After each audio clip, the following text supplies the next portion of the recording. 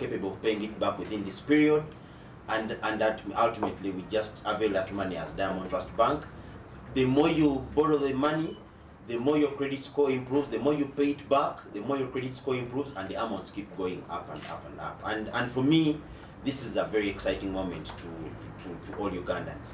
We've been running a pilot for the last 7 months, and what has been very exciting, without even telling the world that this is happening, over 500,000 Ugandans have managed to access this facility, and so far we've disbursed 32 billion. But the most important thing is that you, as the Ugandan out there, we are basically asking you to tap into this opportunity. You don't have to fill any paper to open an account at Diamond Trust Bank.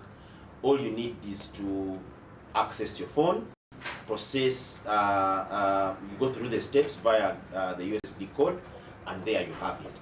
So I am extremely excited to be talking about this with a partnership of a very, very strong partner in Airtel and Credible.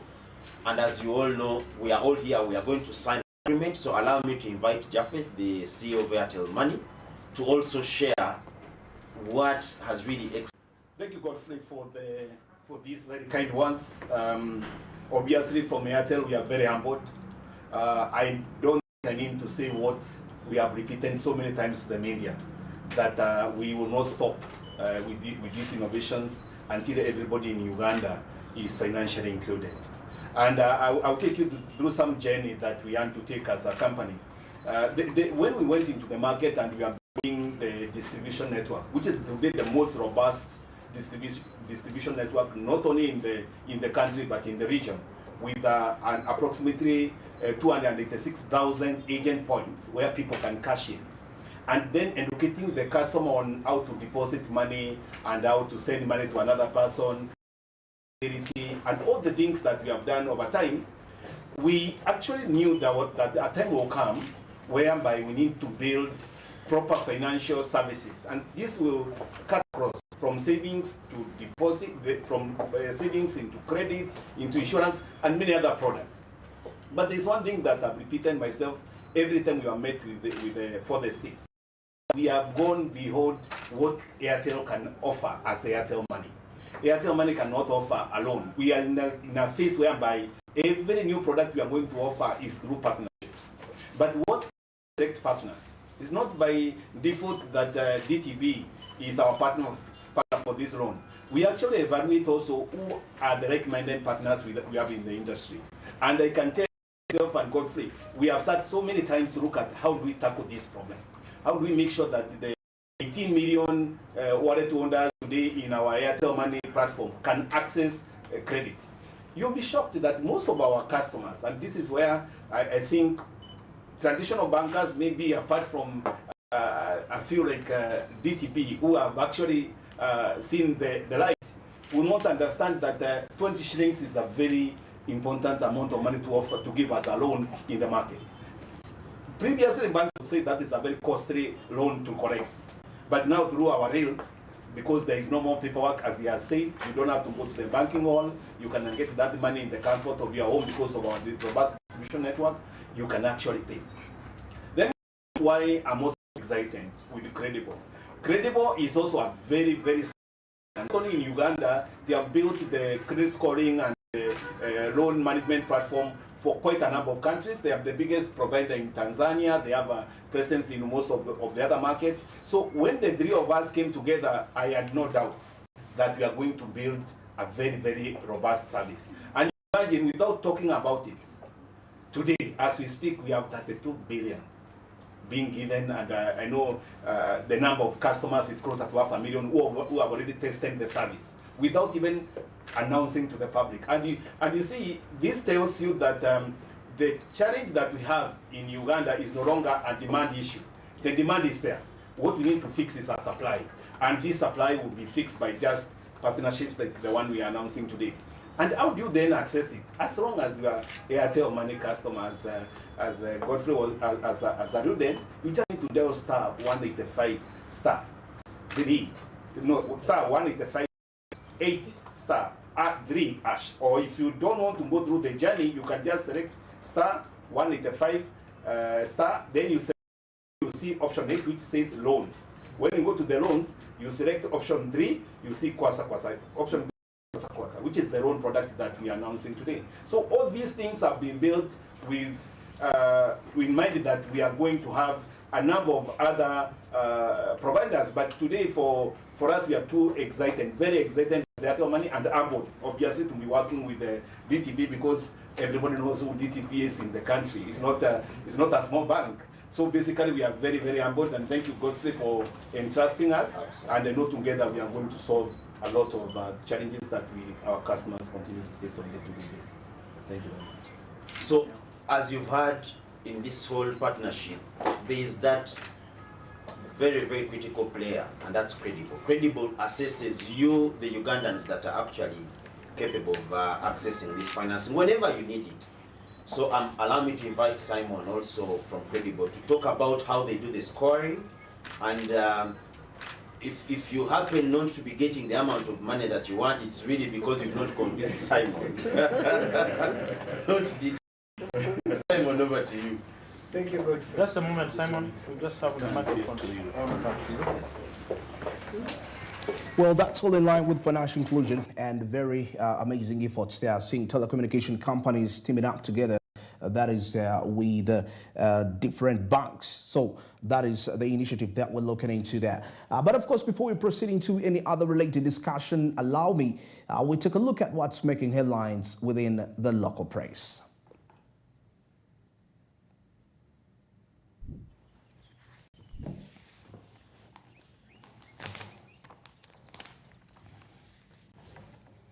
Well, kickstarting off here, I have the Daily Monitor and the New Vision. And kickstarting, as I start with the Daily Monitor, a new A-level curriculum shocker.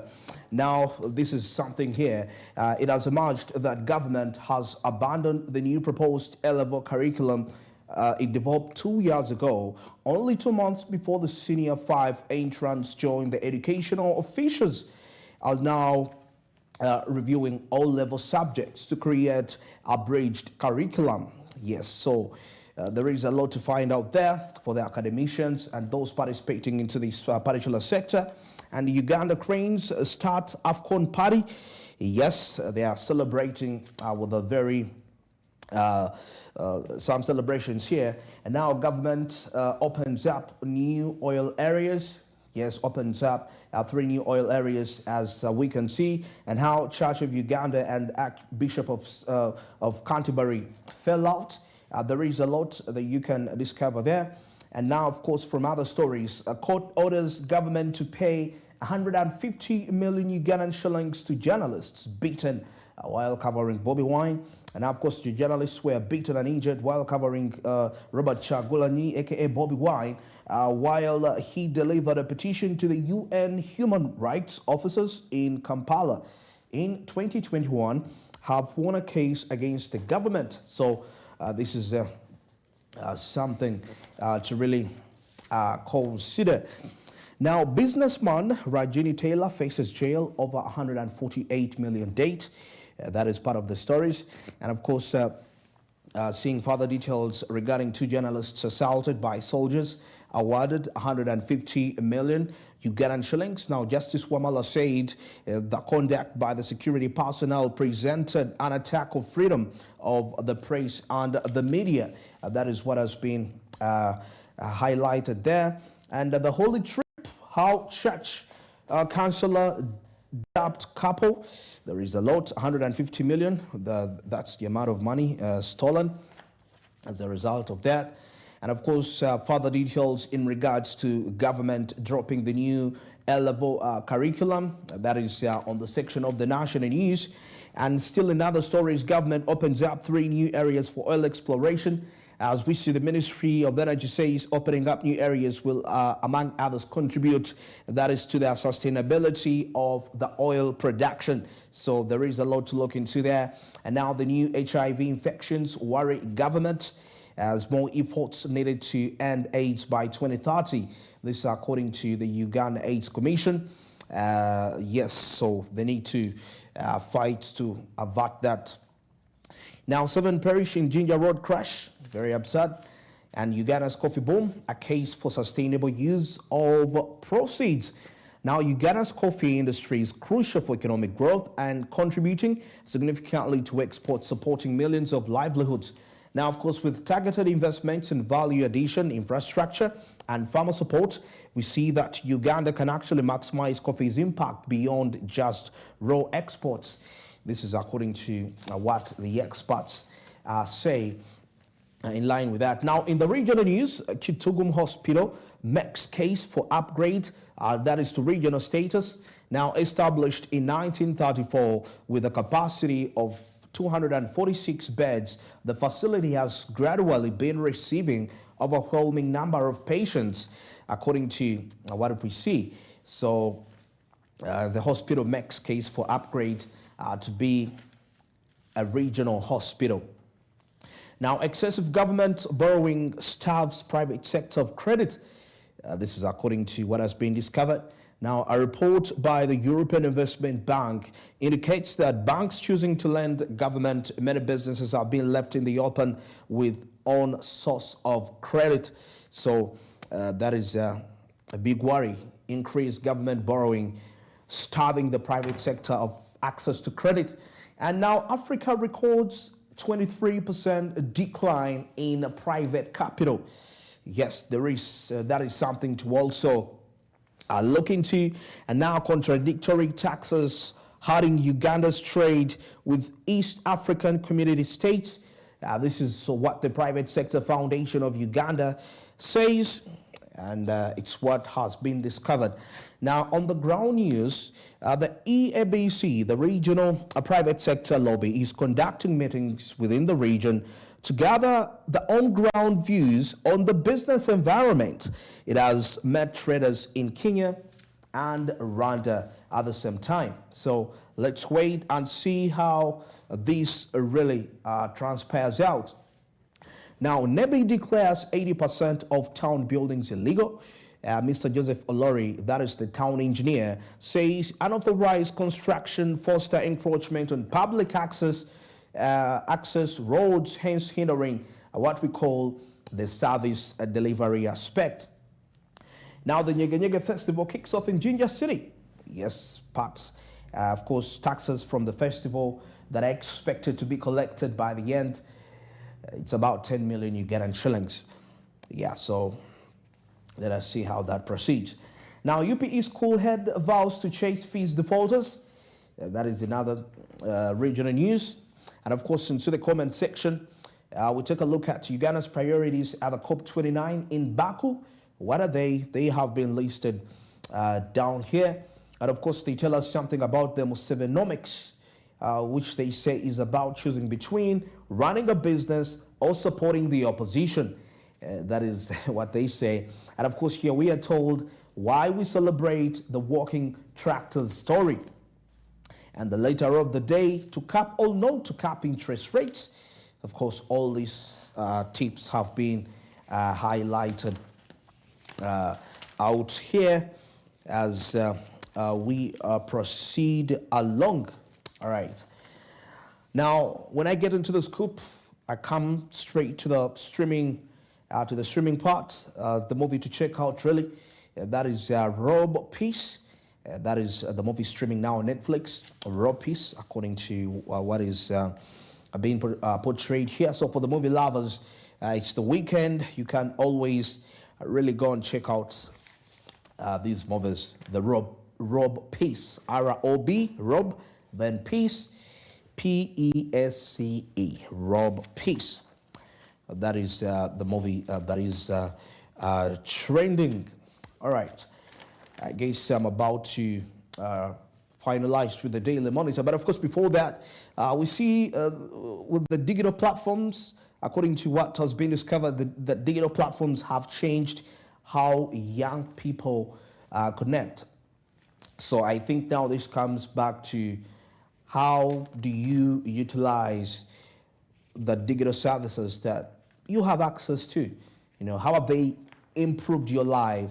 How have you tried to incorporate them in your day-to-day life to see that there is a difference in how you execute everything you execute? All right, now that is it for the Daily Monitor. And now let's switch and take a look at the new vision. Of course, 26 districts ready for oil exploration.